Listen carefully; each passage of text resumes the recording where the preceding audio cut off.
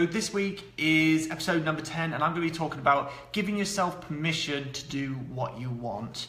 And the reason that I've chosen this topic is because today is actually the UK general election. So at this time, and I'm not going to get political at all on here, but at this time, what a lot of people are thinking about is the future, what's going to happen, and kind of really looking towards the future. And for me at this time, it always gets me to thinking, what am I going to be doing in my business? And I'm always just thinking, well, whatever happens in the election, what am I going to be doing? And that's because over the years, I've really feel I've been able to give myself that permission to do exactly what I want to do in my business, to try and take it in the direction that I want to, pivot when I need to kind of change direction when I need to try new things. And really, I've been able to give myself that permission, and it's really kind of, one, I think it's part of the reason why I've been able to be successful, but also it's why I enjoy what I do so much. And it's basically, rather than just looking at business owners, whether you're a business owner, freelancer, entrepreneur, or just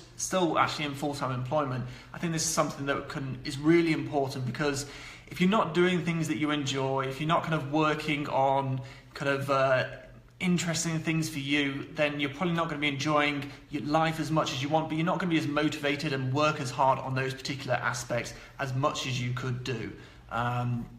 So this is where I want to kind of just go over this topic, kind of bring a bit of awareness to the group. I'm going to share some stories from my own experience and kind of how I've been able to become very permission-full, as it were. I'm not sure, that's not quite a word, but I've been able to kind of really give myself permission to do exactly what I want to do in my business and really kind of take control of it. And then I'm going to go over just some points that, if you're in a position where you may be wanting to give yourself permission, I'm going to go over some points that you can also use to start hopefully giving yourself that permission as well. So we'll start with my experience. So for those that don't know, I started my business back in 2010, and that was actually the first point of giving myself permission to do what I wanted to. I'd just been made redundant 6 months out of university, and I could have gone the normal route of just going, right, I'll just go get another job. But I decided that that's not what I wanted to do. I wanted to start a business and kind of take my business, take my life in a new direction. It's always something that I wanted to do, but I never really thought about it. But in that instance, when I was made redundant, I was like, no, I'm going to make it. I'm going to go for it. Give myself full permission to commit to this kind of direction. And then it kind of just continued from there. In about 2012, 2013, I started a web design company, despite having no kind of qualifications or people telling me that I should do that. I felt that it was the right move for my business. And then in 2015, I wrote a book, despite being an average writer, not kind of having ever really thought about writing a book, but I wrote a book on my first 5 years of running my business to try and help and inspire other business owners. And then in 2017, at the start of this year, I decided to start my mentoring and coaching business. Despite the fact that when I was telling people about this, they weren't saying you're too young, but they were asking questions like kind of, oh, do you have the experience? They were giving me that impression, that negative vibe that, oh, is that really for you? Are you old enough to be doing that? So there was lots of, again, things that go on when I was making these decisions, the negative connotations and negative vibes from other people and also from me internally. But I always gave myself permission. And even moving forward, even the rest of this year, I'm giving myself permission to create an online course later this year. I'm giving myself permission to launch a podcast, despite not always having the technical skills or knowing exactly whether it's going to work and kind of always being a bit unsure and uncertain about things. I'm giving myself permission to do those because they're things that I want to do and I know that there's potential in them. And so even those are just some examples of how I've really been able to give myself that permission. And because of that, I think I've been able to really create a successful business because I've been able to follow what I wanted to do, but also because of that, because I was actually really invested in wanting to do these things, I kind of committed to them and I was much more motivated than I would be otherwise. And so I often say to people now that I willfully give myself tons of permission to do almost anything. If there's something that I want to do, I kind of think about it. Oh, that's a really good idea. Yep, I can see why I want to do that. I will give myself permission to do it. And it's because as I was trying to prepare for this, I was trying to think, kind of really narrow it down, how I've done that, how I've been able to give myself permission to just go write a book, start a business, completely change my business angle, and start another business, and various things like that. And I think what it came down to was the fact that I fully accept that there is a possibility of a serious negative outcome that I don't like. So when I decided to write that book, I decided to write a book, and I knew it was a big kind of, it's going to take a lot of time and effort and energy. But I was just saying to myself, no, you've got permission to write this book, but you've got permission more than that to write this book, and if it fails, it fails, that's okay. If you waste lots of time doing it and it doesn't go anywhere, that's fine. And I think that's what those sort of completely ignoring all the negative associations or the connotations that could happen as a result, really just kind of being aware. I was fully aware of all the possibilities, but not caring about them enough to stop me doing them is what's really been key for me to kind of seemingly to push the boundaries and do all these things that lots of people maybe would like to do, but they don't quite give themselves that permission, give themselves that, yes, go for it, do this. Whereas I think that's where just ignoring those negative kind of possibilities really helped me to just go for these things and kind of just take these opportunities as best as I could. And I guess the reason that I'm okay with the possibility of failing, of wasting time or looking like an idiot or making some mistakes, ruffling some feathers or going against the grain or losing some money, is that because, yes, there is potential negative sides of the decisions that I was making, but the upsides were so much more kind of outweighed by this little kind of possibility of a little negative side effect. And it was just that, well, I'm not going to make my decisions based on that 0.1% chance of something happening. I'm going to make it based on what's most likely to happen. And it was that case that I just started to ignore all that negative side of things, and knowing that making these decisions, chances are if I keep making them and I make good decisions, in time they're going to work out well. And then that's what I found, that as I started to make these decisions and kind of doing what I wanted to do, the upsides were just incredible. As soon as I started creating my life and doing the things that I wanted to do, it just kind of transformed my enjoyment of where I was going, what I was doing. And when you try new things and they don't work, it's not the end of the day. You're still there the next day to try again, try something new, change it. I never felt that doing these things would kind of, like having someone call you an idiot or losing some time or losing a bit of money. I'd rather be having certain small side effects, but still trying these big things, these game-changing things, such as if you're in maybe you're in a full-time position in a company now, it's an okay, but maybe you want to go and start your own business. Are you going to not start that business ever because you're scared that it's going to fail, or that you're just waiting for the right time, or that you might be wrong, that your business idea doesn't actually work? And so it's that thing that I'd always rather be trying things and doing things that could create massive upsides, rather than focusing on, yes, potential bad things happening, but that are much less likely to happen.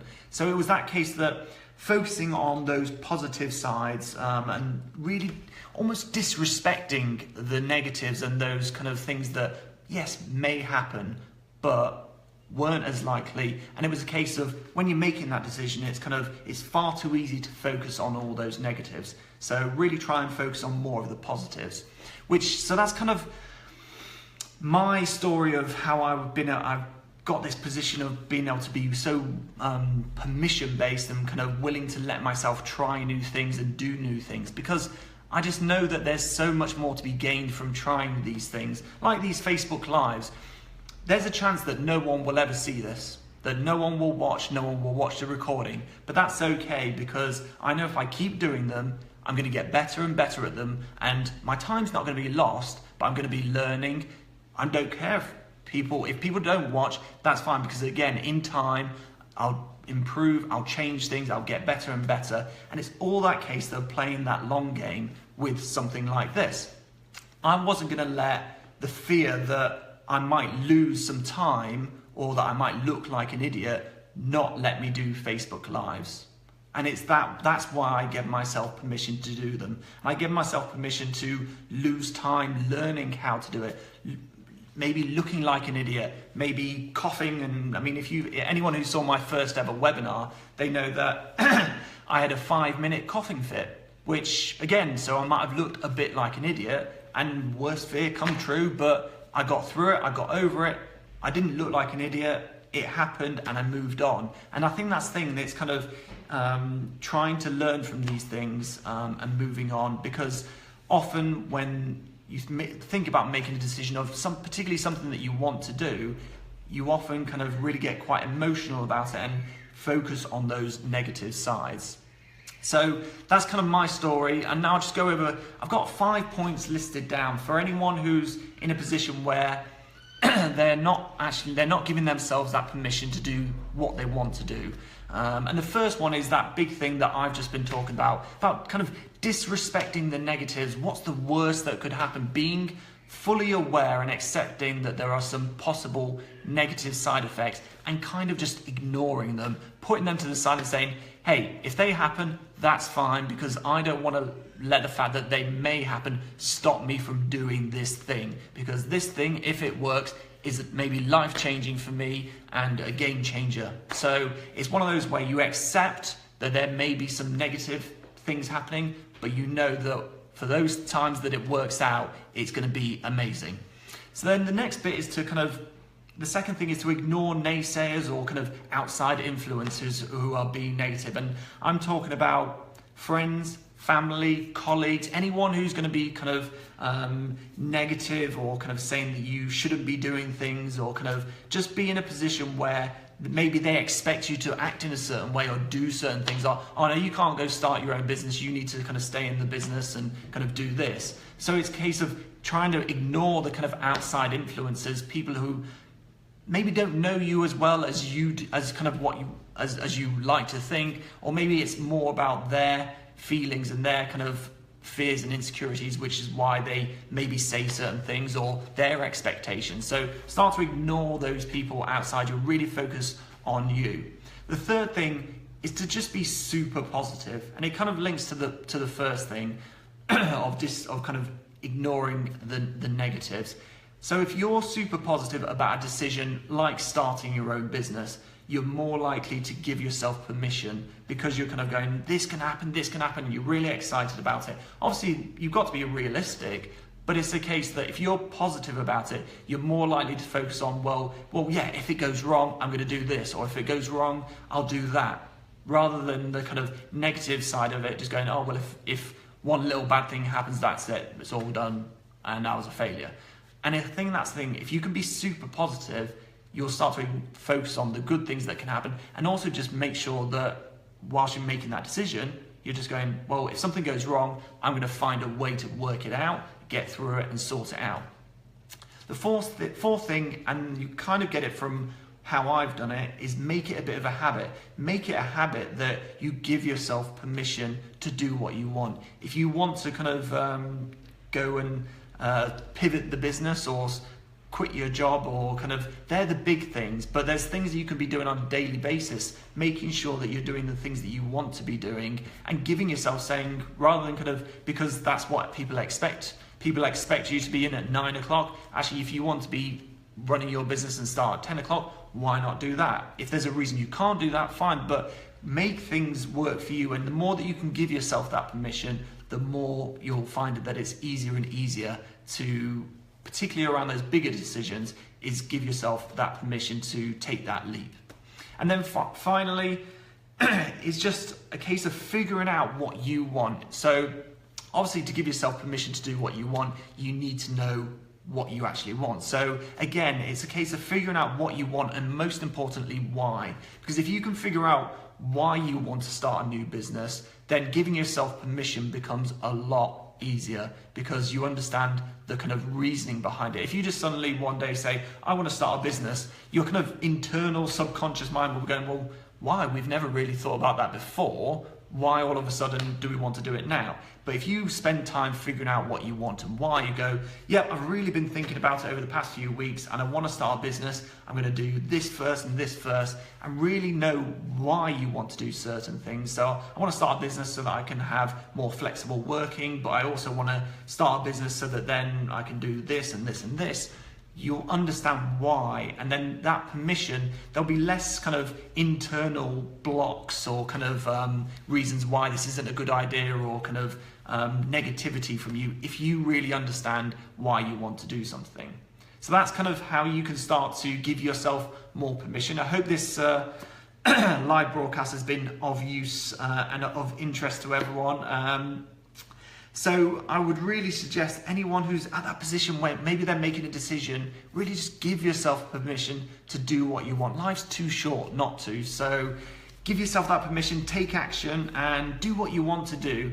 Now there's still going to be lots of work that you're going to have to do. It's not going to always be easy, but at least you'll be doing things that you want to be doing rather than kind of working in a job that you're constantly complaining about, or running a business that's gone down a path that actually you didn't want it to go down, or doing things just because other people expect it of you. That's not, I know what you don't want. So go ahead and start giving yourself permission. Use those 5 ideas that I've just listed, which are disrespect the negatives, ignore the naysayers, be super positive, make it a habit, and figure out what you want and why. So that's the end of this week's live broadcast. I hope you found it of use. As I say, this is a weekly broadcast that I do in the Facebook group. If you haven't already joined and you're watching this as a recording, you can join via paulbassi.com, and in the menu bar there's a join link. I hope to see you in the group at some point. And for everyone who's a member of the group, don't forget that at any time you can use the group to post questions, get ideas, get inspiration, ask for help. Whatever you need to grow your business, you can jump in the group and get help at any point. I'm in the group daily, giving you guys advice, support and inspiration any way that I can. And I'd love to help you out at any point. For now, I hope you have a great rest of your evening, and I'll see you next week.